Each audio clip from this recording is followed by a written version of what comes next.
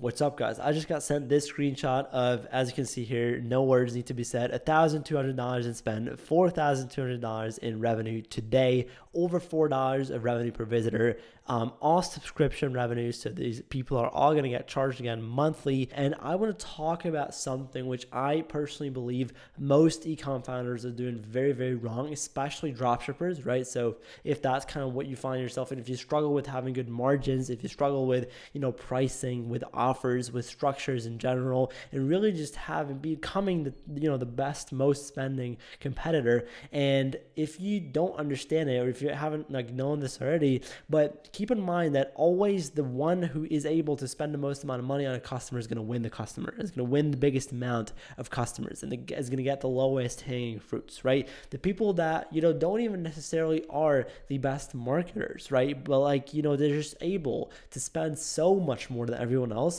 with the same quality with marketing, right? You have to understand that with the same quality of ads, they're going to get significantly higher scale. And so it pretty much comes down to three different things, and then I'm going to talk about how you can really enhance it. Okay, so first one, we have reoccurring revenue, right? So for example, subscriptions, like we did it for the brand. Obviously pricing, right? So charging what it's worth and everything around it, and then bundling. I'm going to talk about all these three. So when it comes to recurring revenue, right? Obviously this is something which is going to make you immediately 100 times more profitable. And the reason why is it doesn't matter if your hero product is a consumable or not. You can always add in stuff into your business that is consumable. Okay, so if your main core offer, there's nothing consumable about it right now, then think of something, right? For example, a lot of people like to sell things if you're in the education niche or something, or if you just do really something overall which has to do maybe with kids or whatever. It's so easy to get those parents of those kids into a Facebook group, in a paid Facebook community. Basically costs you absolutely nothing to fulfill. They get access to it immediately, and it's immediately charging them monthly, right? So subscription, once again, very, very powerful. Second thing is, obviously, if your hero product is a consumable itself, like the physical product is a consumable, then obviously it's going to be the easiest thing ever to get people on a subscription, because all you got to really do is make it as enticing enough for people to actually take the subscription. And that you achieve by really just, giving extra discounts on it, maybe limiting the amount of free gifts, the scarcity, the urgency, only specifically to the subscriptions. And, the crazier you do this, the more people will actually take the subscription, right? And with the right downsell structure and, kind of blocking them from pausing the subscription immediately, you're going to get really, really, really powerful high LTVs doing this. Okay, now third option is actually you have no digital products or nothing that you can add in that is consumable, and also your hero product is not a consumable, but you can still do this. And the third way is actually basically thinking, okay, well, what problem do I solve? How do I go from selling a product to solving a problem?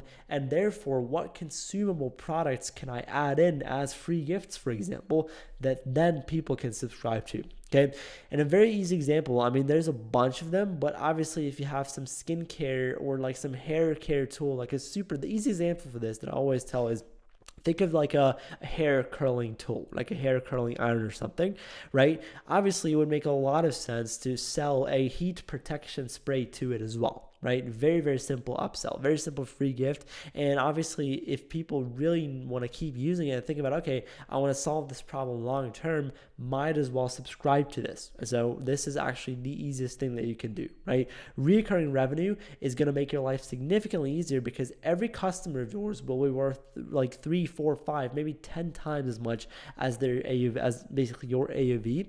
And so therefore, whatever ad you run, it can be as bad as possible, right? The ROAS won't matter anymore, because the LTV, the long-term ROAS, is so incredibly high. And it's going to take away a lot of pressure from your creative team and overall from your marketing budgets, because you don't have to just depend on your ROAS. Your income does not depend on your ROAS, and you do not start from scratch every single month. If you don't have recurring revenue, what happens when a new month starts is basically you're back to zero, right? You need new customers all over again, right? Your business basically stops working. You literally go to zero revenue if you stop your ads, which does not happen if you actually do have solid systems in place for recurring revenue. So keep the 3 steps in mind, or the 3 ways to really do this. And if you really want to make e-com nowadays work, and really want to make a lot of profit, especially not just revenue, then this is something which I would highly suggest you immediately do. Okay. Second thing though, even if this is properly set up, is pricing. A lot of businesses, a lot of people, especially in e-com, what they like to do is look at how much their competitors are charging and go in like $5 to $10 below. But the problem is then your USP becomes that you are cheaper than basically the competitors, right? The competition.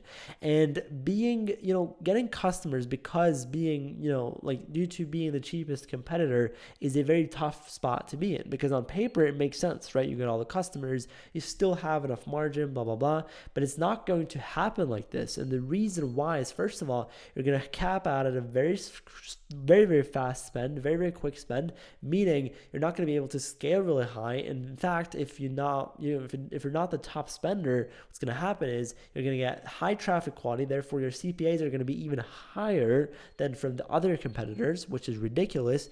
And what's even worse than that is the customers that you do get, even if you do make this work somehow, and you do get customers like this, those will be the worst types of customers that you can think of. If a customer buys something from you, right, because you're the cheapest competitor that they can imagine, they can think of, they know, then that customer is probably going to be a pain in the ass, okay? So that customer is most likely to refund, most likely to spam you with emails, to, say that they're going to sue you. All this stuff happens whenever you attract the lowest types of customer quality as possible. And that just happens with pricing. And the more you charge, yes, you basically give up a lot of your customers, you disqualify a lot of leads, a lot of potential customers. However, you start working only with people that you want to work with, right? Basically have only people in your business as your customers ordering from you, subscribing to you, that actually do want to basically, you do want to have, that are, like the least, that it takes the least amount of effort to satisfy, and in fact they're the happiest. So it just makes always sense to increase your prices and charge what it's worth.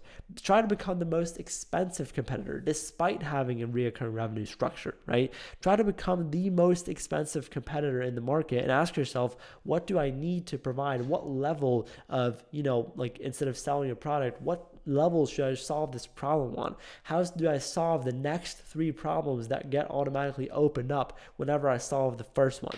And you will realize that the pricing just honestly really just going to be justified in your head. Like, a lot of people are scared to charge more money, but it's ridiculous. Like, if people truly want it, if people want to solve the problem that you're solving, then they're going to pay for it if you actually provide more value than everyone else, right?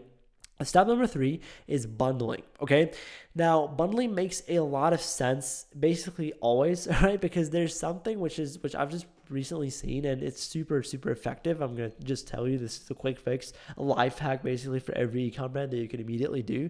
You can just run if you scale anything right now, right? And you run all your traffic to a product page, try sending the same ads, maybe duplicate or something, or even like an A/B test, honestly, and send it to a collection page where the first product that you see is basically your hero product. The second one is a really expensive bundle with a bunch of products in it.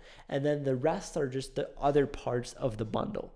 And it's a collection page. Nothing crazy, nothing special, okay? You don't need a crazy page builder for that, right? It's really just going to come down to having this collection page and sending traffic there. And what's going to happen is it's going to increase conversion rate and average order value.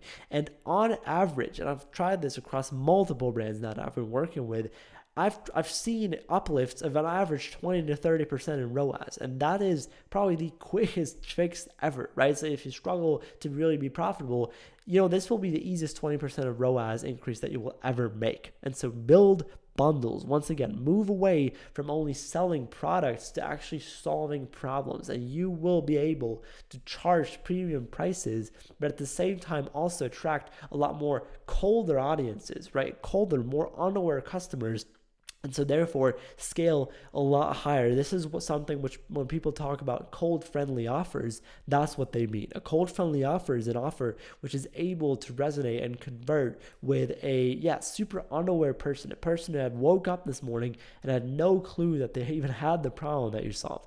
And so those people are more likely to buy a more expensive bundle than just the product, which is actually super interesting because they leave more money on your store. And so it all comes down to basically having a huge gap between your price and your value. Price is what people pay, value is what people get. Okay. And the discrepancy means that there's a huge gap between these two. Okay. And so the bigger the gap between price and value is, the more money you will make because the more money you can charge. Think about it this way, right? So let's say, just as a mathematical example, oftentimes used in B2B services, but you can also apply this to e-com. Think of like, okay, well, I charge for my service, I charge $10,000, okay? So if you charge $10,000 for a service, but you provide $10,000 in value above it, right? Then it's like price value discrepancy is $10,000.